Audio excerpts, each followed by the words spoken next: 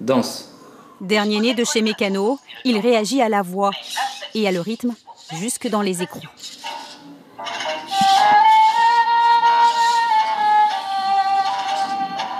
Ne lui demandez pas encore d'apporter le café, mais Mécanoïd peut marcher au doigt et à l'œil.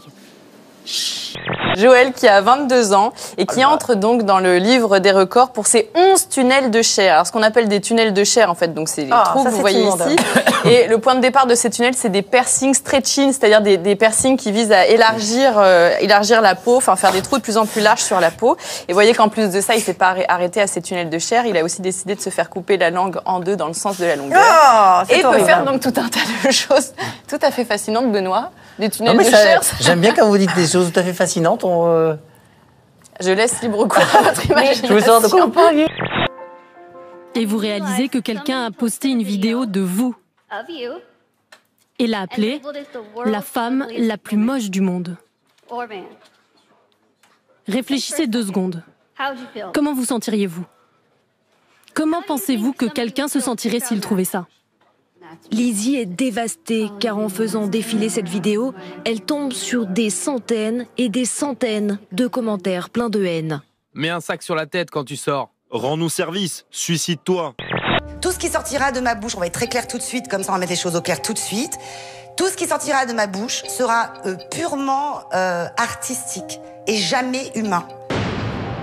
Lizzie est en fait atteinte d'une maladie génétique rarissime qui l'empêche de prendre du poids et qui l'a rendue aveugle d'un œil. Cette maladie est son fardeau, mais Lizzie ne baisse pas les bras. Elle viendra parler de son histoire sur les plateaux télé ou en conférence. Est-ce que je vais laisser les gens qui m'appellent le monstre dire qui je suis? Est-ce que je vais laisser les gens qui disent brûlez-la dire qui je suis? Non.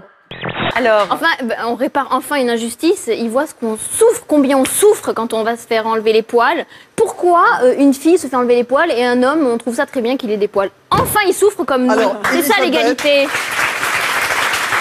C'est un patient qui souffrait depuis plusieurs mois d'infections en tout genre. En cause, un cure-dent que les chirurgiens ont retrouvé planté dans son cœur. Oui, c'est un Argentin de 42 ans, Horacia Videla, qui avait avalé le cure-dent, donc 2 ans plus tôt, sans s'en rendre compte. Alors déjà, c'est pas facile. D'après les médecins, l'objet en bois serait progressivement passé du système digestif au système sanguin. Alors peut-être à partir de l'œsophage, et il y a un vaisseau juste devant l'œsophage, on ne sait pas très bien. En tout cas, il s'est effectivement retrouvé dans le cœur. Tu tapes ta mère, attention.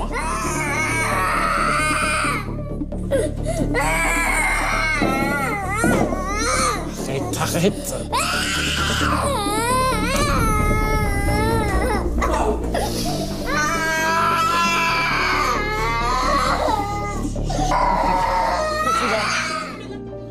Je mets directement les points sur les i.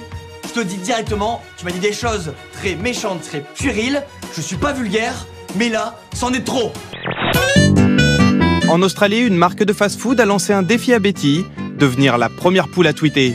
Pour cela, il faut qu'elle écrive un mot de plus de 4 lettres. 29 000 abonnés suivent ses tentatives.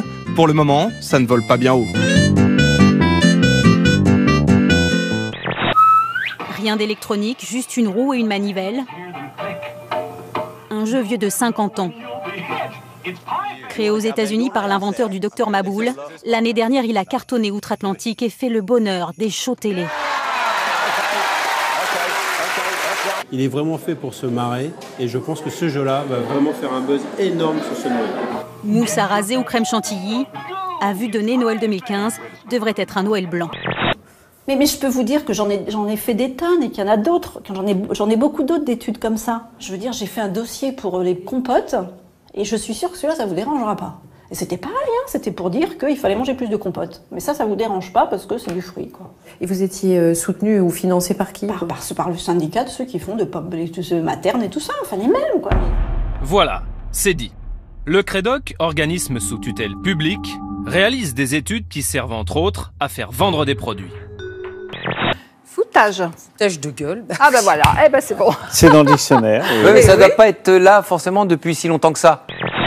Eh bien, on peut être que surpris de constater que, en quelques minutes, à la gare du Nord, le 19e, le 20e arrondissement, la mortalité, elle est déjà 1,8 fois supérieure à ce qu'elle est dans le 6e et le 7e arrondissement.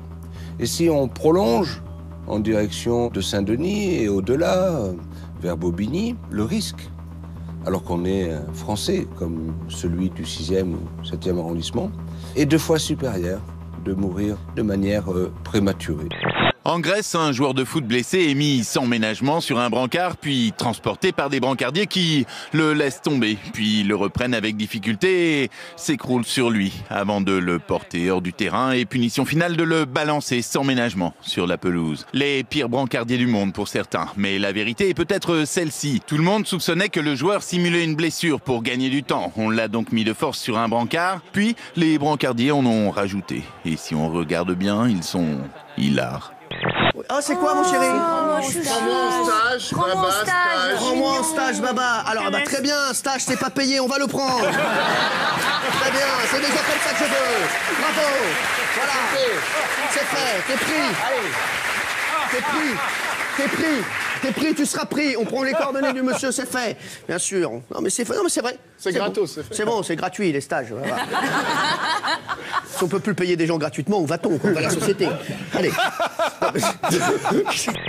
Panique dans une gare routière en Israël. Un arabe israélien vient de tuer un soldat et tire dans la foule, blessant 11 personnes. Au fond, à 4 pattes, un homme tente de s'échapper. C'est lui, au sol, touché par une balle de la police qui l'a pris par erreur pour un assaillant. C'est en réalité un tranquille travailleur agricole érythréen. Mais l'erreur va continuer.